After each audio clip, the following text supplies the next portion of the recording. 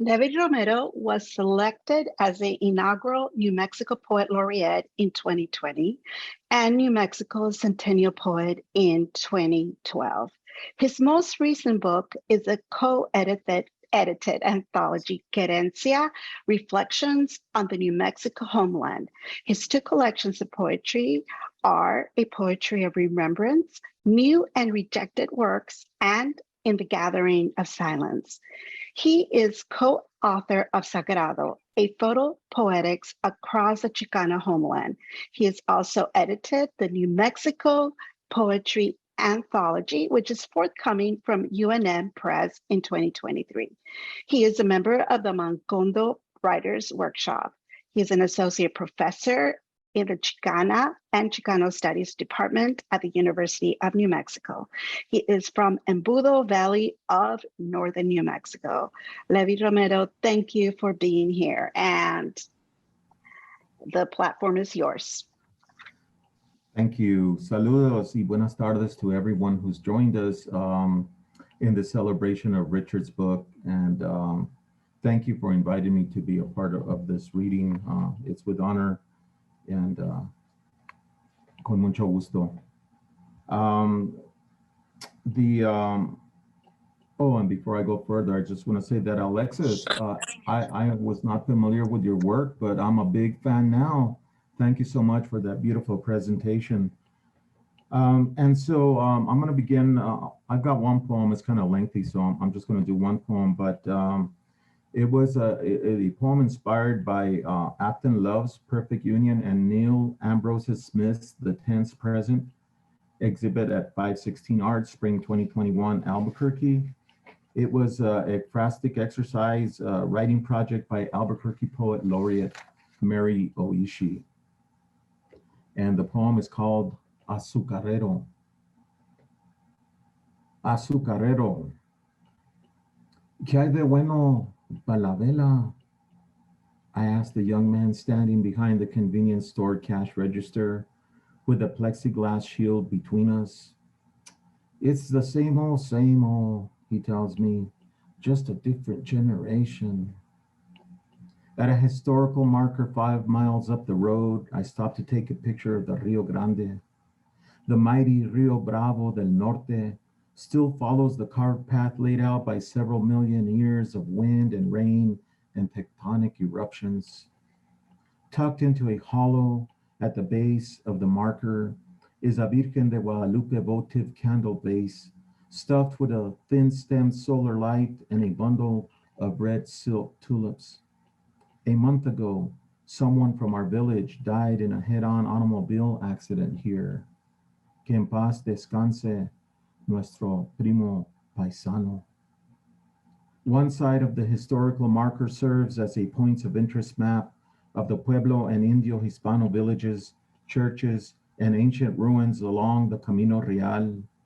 It is the ancient road also known as El Camino de Agua, because it was the water route that Nuevos Pobladores followed as they made their way up from Zacatecas to La Nueva Mexico. The other side marks the site as the first United States Geological Survey Training Center, established in 1888. Those trained here made some of the earliest hydrological studies in the nation, the marker says.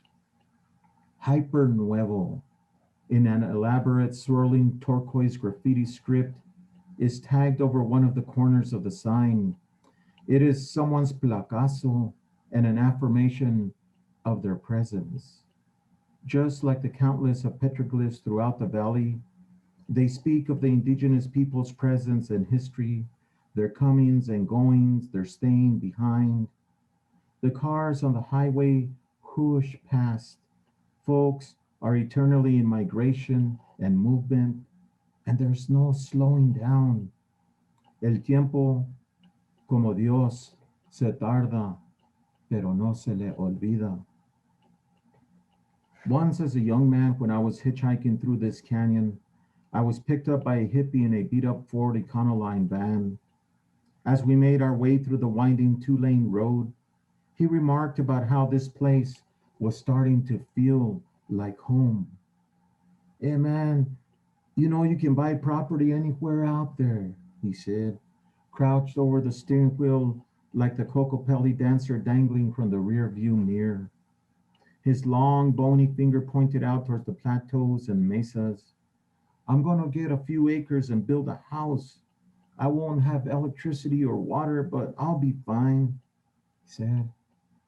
Through his dreamer's naivete and enthusiasm, I saw how a slight change in perspective can really put a hop in a person's skip. Today, as I look across the gorge towards La Cañada de los Comanches, I can see houses beginning to sprout like clumps of grass growing in the crevasses. I wonder if one of those houses belongs to that wandering gypsy hippie dreamer. Perhaps he too is looking out across the valley, gazing down from a precipice of a mountain.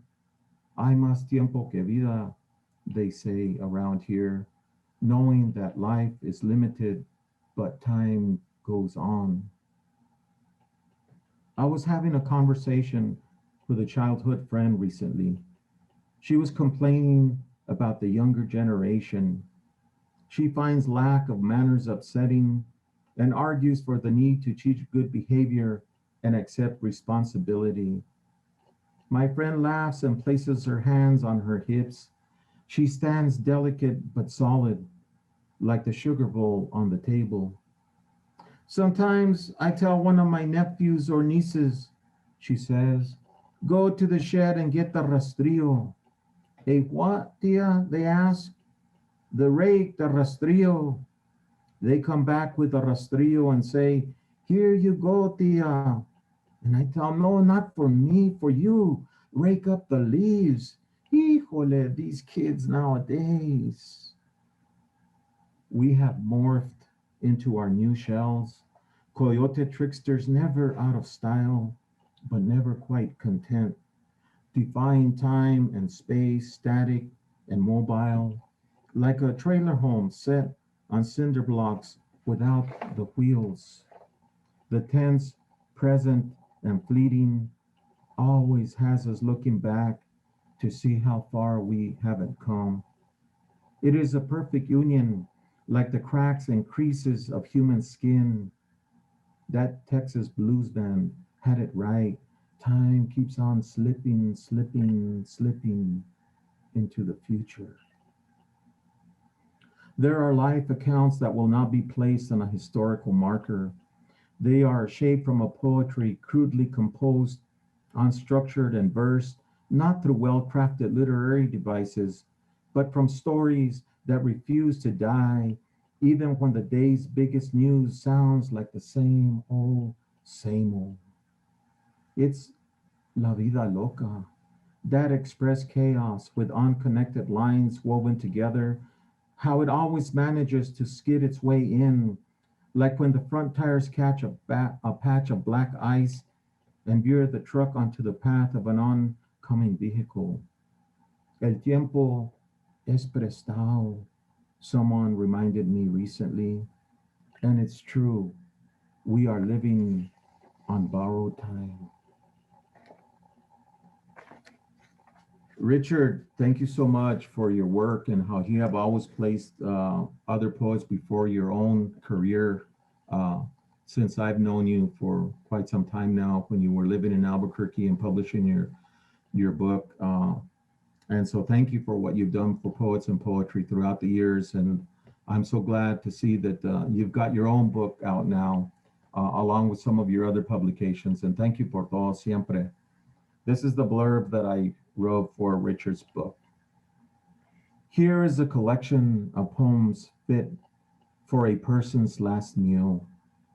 It does not ask for anything in return, knowing that our collective journey is in that final moment when we share the same language together.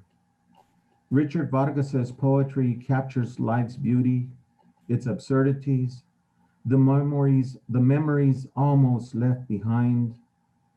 These are poems that rise above the joda, the struggles of everyday life. Only a poet of his caliber can muster with eloquence and fortitude. Richard Vargas. Thank you.